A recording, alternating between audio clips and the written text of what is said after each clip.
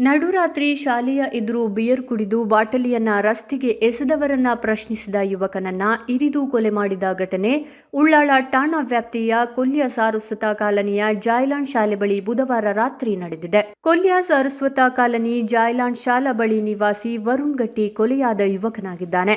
ಬುಧವಾರ ರಾತ್ರಿ 10:45ರ ವೇಳೆಗೆ ಜಾಯ್ಲಾಂಡ್ ಆಂಗ್ಲ ಮಾಧ್ಯಮ ಶಾಲೆಯ ಎದುರುಗಡೆಯ ಕಟ್ಟೆಯೊಂದರಲ್ಲಿ ಕುಳಿತ ಆರೋಪಿ ಸೂರಜ್ ಮತ್ತು ರವಿರಾಜ್ ಎಂಬುವರು ಬಿಯರ್ ಕುಡಿದು ಬಾಟಲಿಯನ್ನ ರಸ್ತೆಗೆ ಎಸೆದಿದ್ದರೆನ್ನಲಾಗಿದೆ. ಈ ವೇಳೆ ತನ್ನ ಮನೆಯಲ್ಲಿದ್ದ ವರುಣ್ ಮತ್ತು ಆತನ ಸ್ನೇಹಿತ ಅಕ್ಷಯ್ ಶಾಲೆಯ ಮುಂದೆ ಬಿಯರ್ ಬಾಟಲಿ ಯಾಕೆ ಎಸೆಯುತ್ತೀರಾ ಎಂದು ಪ್ರಶ್ನಿಸಿದ್ದಾರೆ. ಈ ವೇಳೆ ಇತ್ತಂಡಗಳ ನಡುವೆ ವಾಗ್ವಾದ ತಳ್ಳಾಟ ನಡೆದಿದ್ದು, ಸೂರಜ್ ವರುಣ್ ಬೆನ್ನಿಗೆ ಹರಿತವಾದ ಆಯುಧದಿಂದ ಇರಿದಿದ್ದಾನೆ.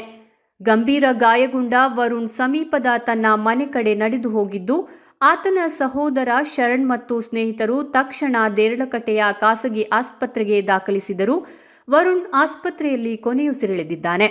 ಘಟನಾ ಸ್ಥಳದ ರಸ್ತೆಯುದ್ದಕ್ಕೂ ವರುಣ್ ರಕ್ತವೂ ಹರಿದಿದೆ.